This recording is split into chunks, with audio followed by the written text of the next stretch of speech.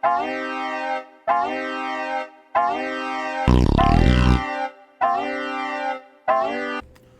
good with y'all boys, man? Y'all already know who it is, man. I don't gotta say too much.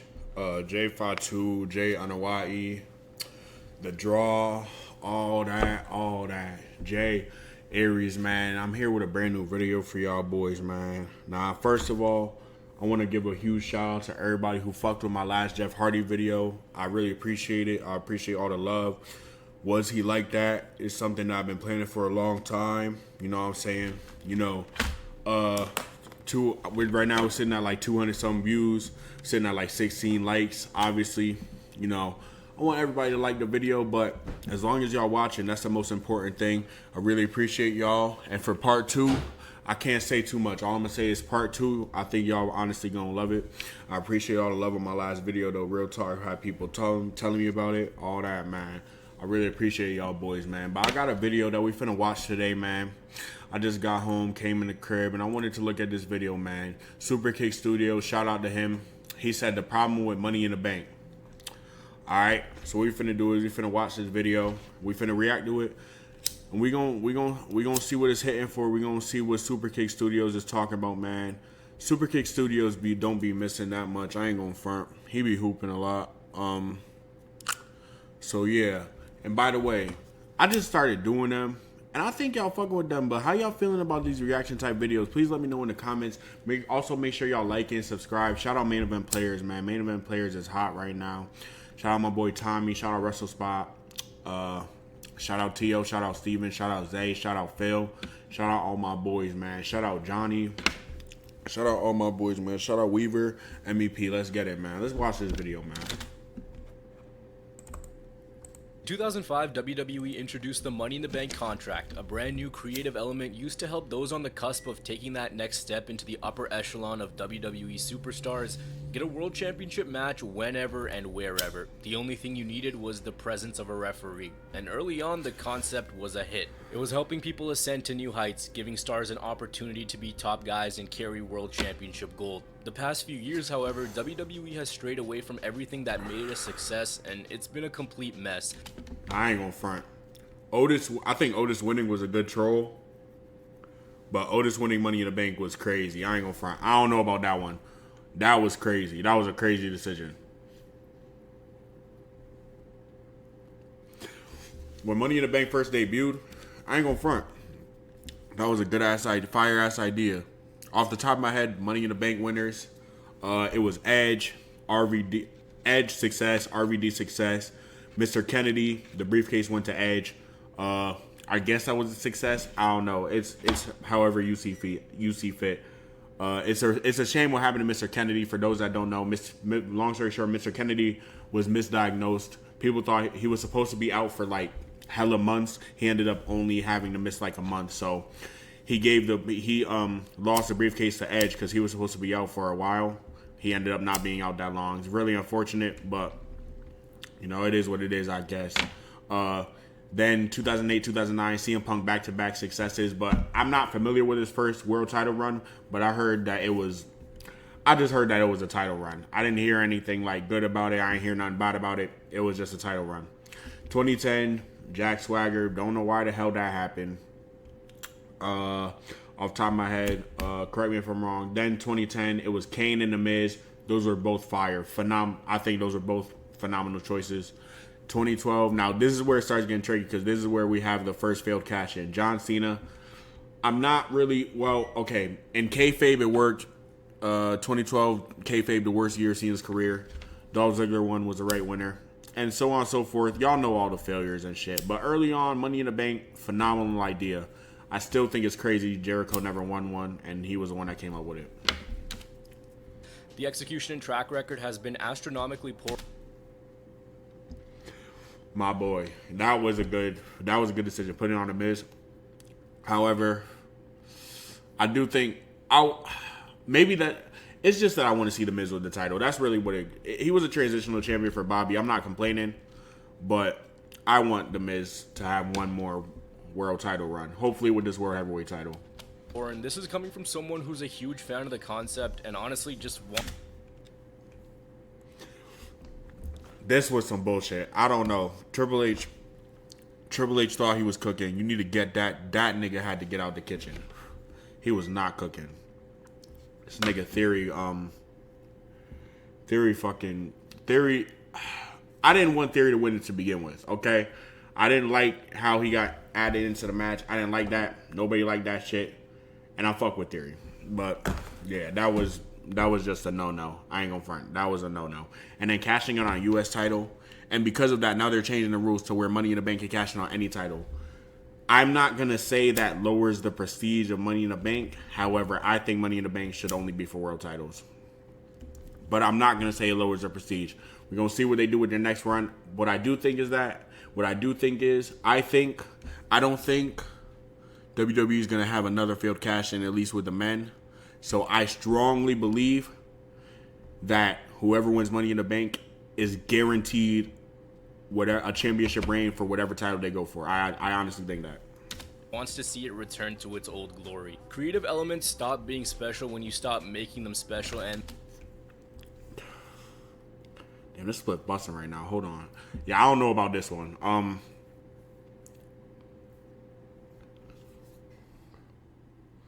Would we say Nikki had a throwaway reign?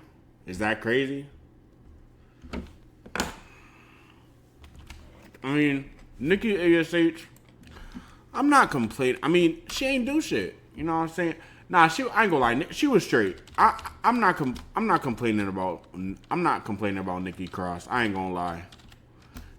It was straight for me. I mean, it was still better than Natalya. Damn, she a 10-time 24/7. It was still better than Natalia's reign. You know what I'm saying? Like 33 days. Damn, yeah, they got that title off her real fast. This match wasn't too bad though. I ain't gonna front. This match was pretty good. Yeah, I don't know about this. I don't know about this one. And the Money in the Bank contract holders have really felt like afterthoughts the past little bit. I was at this Money in the Bank. Hartford was going crazy. Shout out Hartford, man. XL Center was busting this day. And oh yeah, I'ma keep saying it. The internet was lying. Brock Lesnar got a huge pop when he came out. I ain't gonna front. Brock Lesnar got a huge pop. Now when he won, it was still a pop, but there were boos. But Brock got a huge pop. Don't let anyone tell you otherwise. I'm telling you, I was there. I am telling you. No bragging shit. I was there. I'm telling you he got a big pop. Cause I hate when the internet does that shit. I hate when the internet acts like, you know what I'm saying? Oh, nobody liked when Brock came out. No, you didn't like when Brock came out, and that's fine. You know what I'm saying? I understand questioning the decision. That's a very questionable decision. However, to say that nobody wanted him, that's cap. It's bullshit. Suggesting that everyone has, but we haven't seen the concept do what it's designed to do, and that's elevate. Most of this coming down to the core of most on-screen wrestling problems, and that's booking, and of course the selection of the winners. Let's talk about last year's winner, Austin Theory, first. What happened with this cash-in was effectively WWE devaluing what should be a golden ticket to superstardom and the World Championship, saying to their fans that we had no end goal in mind with this. He cashed in what should be a world title match on a mid-card championship in an open challenge, no less. And what it all came, and honestly, it all comes down to, like, someone gotta do a video on that, bro. I want to watch that. What if Biggie never got injured that day before? I mean, what if Roman didn't get sick, bro? Like, that's a huge what if. Cause Brock might not have won the WWE Championship, and then the titles might not have been unified, bro. But at the end of the day, the title shouldn't have been unified regardless. Roman could have, obviously I wouldn't have wanted Roman to take the night off, but Roman could have took the night off, something like, I don't know, bro. They could have put Roman in the WWE title match and have him lose. I mean, not get him get pinned, and then he not lose. I don't know, bro. There was so much more that could have happened. If I find that video, we gonna watch that, bro. To repeat, Austin Theory chose to cash in his almost guaranteed World Championship victory on a secondary title during an open challenge that no one answered. Nah, that's what really pissed me off, bro. Y'all, like, Theory looked so stupid, bro. You cashed in Money in the Bank during an open challenge. Shout out Donnie Blaze. You need to wipe your nose because I think you have a substance there. That made 0 sense. After his opponent had been beaten into a pulp and he lost. There was no real justification as to why. We didn't have someone come out and even attempt to preserve the concept. The rules were just changed on the fly and another cash-in was wasted. Theory did I think his promo after, that was one of his best promos. That backstage promo he had after he failed that dumbass cash in. I do like what he did. I do think he came back a little bit. You know what I'm saying, in terms of talking about, I did what I had to do. But unfortunately, Theory's in the same spot he was. Theory is damn near in the same spot he was in last year, but a little bit worse. Thankfully, I think Pretty Deadly's going to save this run. However, this current United States title run, I ain't gonna lie, it's some bullshit. Nowhere near Lashley's reign last year. I don't even think it's near his reign last year. Nowhere near Damian Priest's run. And Seth's run wasn't that long, but yeah, nah. This run, I ain't gonna front. It's not it, Oos. It's not it. Elimination Chamber was a banger, but nah, this is not it. In retrospect, the failed cash-in And I'm A-Town down. I like Theory. I like Theory a lot, but stings more now that we have the World Heavyweight Championship. But okay, I guess it does make some sense. There was virtually no way he was beating Roman. I'll give them this one. But let's keep going. The year previous was one of the very few bright spots in the contract's past 6 or 7 years, and that was Big E. Someone who was a logical winner, a guy who needed something to bring him to that top tier, and he ended up becoming WWE Champion.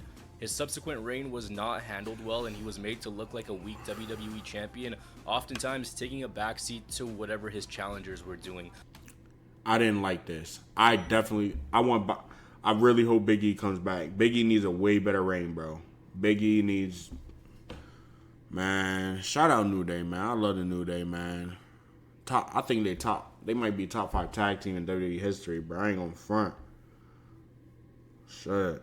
I really love the New Day. I think Big E need another reign. And I think Xavier Woods got his singles career moment. He got King of the Ring. But I would like to see some world gold on Xavier Woods. But what the contract did was give him that initial reign, put his name with elite companies so that they can build from there. With stronger booking, the right tweaks, a more serious approach, and of course health permitting, Big E can still be a big player for the WWE. I actually don't mind. There's a great picture. I don't mind Big E being goofy. That's just me though. Like a world champion can be goofy, bro. If you know they turn up once that bell rings, I don't mind them. Like I don't mind Big E. I feel like sometimes we take wrestling too serious, bro. Obviously, you know, if we want to see it as a sport, we gotta take it serious, but there are goofy fighters in the UFC that are world champs. Conor McGregor. He's goofy as hell. Israel Adesanya does anime poses. Like, come on, yo. You telling me Big E don't look like he'll whoop your ass? You can do that and you can be goofy and still be a threat. By virtue of his win, it at least did. I'm not saying SuperkickStudios is wrong. However, I disagree with a champion always got to be serious or whatnot. Something to say that this guy belongs here. There's been so many times where the following reign after the cash-in just isn't strong, but once you put them up in the conversation with former WWE champions, you gotta do things to sustain their credibility and justify the win. Before him, Otis won the Money in the Bank contract, and this was a disaster. WWE had no idea what to do with him. Hold on. Now, Otis probably shouldn't have won Money in the Bank, but that he was funny as fuck. Like, come on, he was funny as hell. I ain't gonna front. You could tell that they didn't have plans for him to win a world title or be a main guy. And through his reign as Mr. Money in the Bank, he was never a threat. Always goofy. The contract was a lunchbox at one point, and you knew this guy's in a tag team. There's no way he actually does it. What made matters worse was when he lost the contract, it was because of his tag partner Otis who turned on him. The turn was never Tucker explained. They didn't have a proper rivalry. and they ended up drafted to Raw and SmackDown with it never going anywhere. Otis went back to being a tag wrestler. If they planned for him to do something, why'd he just regress? That's the forward thinking that's been missing. It was thrown onto him for the sake of shock value. Eventually, The Miz won the contract from Otis, and he failed his cash in, got it back via storyline shenanigans, cashed in, won the world title for a grand total of 8 days. And what did that 8 days really do for The Miz? Transitional champion, and WWE just wasted another go-around for the concept. The others in that match, AJ Styles... Let's look at this match. Who was the WWE champion in 2020? Drew McIntyre for most of the year.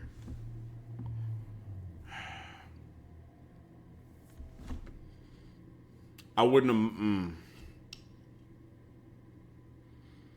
Corbin winning. I don't know about that. I wouldn't have minded Daniel Bryan getting another one. I don't think that would have been bad.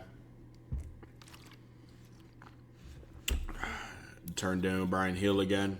I think that would have been fire. Wouldn't have minded Ray. But Ray never gonna turn heel, so that would have just been face versus face. Probably Drew would have turned heel. Alistair would have been an easy heel turn. AJ too. It looks like Otis is probably one of the only ones who shouldn't have won this shit. Looking at it, this match was fire too. I might go back and watch this, but I'm telling you, the pandemic era, bro. I might have to do a were they like that for the pandemic era. Sure, we gonna see. Sure. Aleister Black, Daniel Bryan, and Baron Corbin. Getting to Corbin, he failed his cash in, and I feel like this is where the whole unraveling for Money in the Bank really started back in 2017. Cena bitched Corbin. I don't even know what the point of that rivalry was. And then at SummerSlam 2017, Corbin didn't even get his get back. Cena squashed him. Jeez. Corbin fell flat on his face, and personally, I'm not sure how I would have felt if he would have succeeded just 2 months after holding the Money in the Bank. Was it the right time for him? I don't know. After him, it was Braun Strowman who won, and this was actually logical in terms of the winner, a guy who had been around.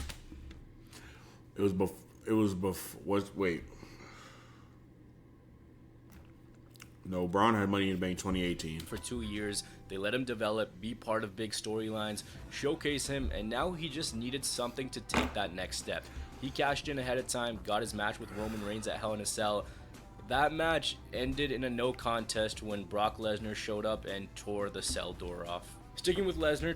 Yeah, I don't know why the fuck that ended in a no contest. That's not a no contest. I don't know. 2019's men's match saw him win, and I love Brock Lesnar as much as the next guy, but he didn't need it. At the time, there was probably a much easier and less convoluted way to get to Rollins and Lesnar at SummerSlam, while also giving the opportunity to maybe a McIntyre or a Balor. These are just a few examples of the mess that's been He's absolutely right. on the men's side, but the men's is nothing compared to the rushed out product we've been getting on the women's side. Of the 6 winners, 5 of them have held it for a day or less. Aside from the cash-ins, it's barely got a history behind it in terms of actual holders, in terms of actual sustained miss Money in the Bank runs. The women's match was introduced in 2017, and up until this point, we've had one woman, that being Carmella, who's had a sustained run with the briefcase. And even the way in which they crowned the first Miss Money in the Bank was more convoluted than it needed to be, with them making amends on the very next SmackDown. Alexa Bliss, Liv Morgan, and Bayley all cashed in their contracts within hours of their win at that same event. Nikki ASH just 24 hours later, while Asuka was awarded the Raw Women's title again 24 hours after she won. I didn't mind that. I ain't gonna front. I wasn't really with that one. I wasn't complaining as much. Though that's no fault of her own, is it now, Mr. Rollins? I want to talk quickly about Nikki Cross's win. I said earlier how this can help someone stay at that top tier of superstars. Her title reign lasted 32 days. She didn't do anything inspiring during her time as Raw Women's Champion, and she hasn't even sniffed the top end of the women's division since. In the women's case, it really feels like they want that contract to be done with as soon as possible, and they opt for creating cash-ins the night of rather than playing the long game. This concept shouldn't be given a pass. It can be better, it should be better, but they're just going through the motions with it every single year. If it works, it works. If it doesn't, well, there's always next year. With the winners, you're not just devaluing the concept, you're losing development time. You're losing months of having someone assume that role, and what could have been an easy decision by just selecting someone who's hot instead turns into a muddled mess because of shock value and the selection they go with. You don't just create a new star because they win Money in the Bank. My examples are always Rollins and Edge, that when this concept is given care and time, can be a game changer and really help the trajectory of someone's career. Of the 28 cash-ins, men's and women's, only Austin Theory, Baron Corbin, and Damien Sandow have actually lost the match. Even though Cena failed his cash-in, he still won the match via DQ. Strowman's was a no contest, so the success rate is high. And that's not suggesting that every cash-in needs to be a successful one or that every winner needs to tease cashing in multiple times before they do, but just keep them as a Ziggler's cash-in helped him too. He forgot Ziggler. Ziggler's cash-in helped him too. It's just that Ziggler's reign was...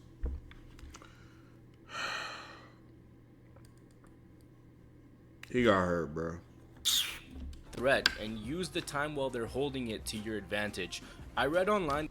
Oh my God, bro. Y'all had to be there to watch that. I'm telling y'all, bro. Oh my God, bro. Michael Cole's call was crazy too. Michael Cole and JBL, they were hooping. Oh my God, bro. They were hooping, bro. Seth Rollins, he said Seth Rollins cashing in. Curb stop by Rollins. You guys know, he said curb stop the Reigns, covered by Rollins. 1, 2. Rollins won the title. Seth Rollins won the title. Oh my God, bro. Seth Rollins with the heist of the century. JBL talking about he's brilliant. It's brilliant. What the hell? that some people want to see the concept retired. I really disagree with that. I don't think you really can with how big Money in the Bank has gotten. Plus, what's the point of putting it away for a little bit and then making a big deal of it when it returns? I think the revival of it should come in the way that the holders are booked. A good cash-in creates drama, tension, suspense, and when done right, leaves you with a moment that a superstar's career was either catapulted or revived. Now let's talk about this year. Who should be Mr. and Miss Money in the Bank? I think it's LA Knight's time. He's got everything to be a classic Money in the Bank holder.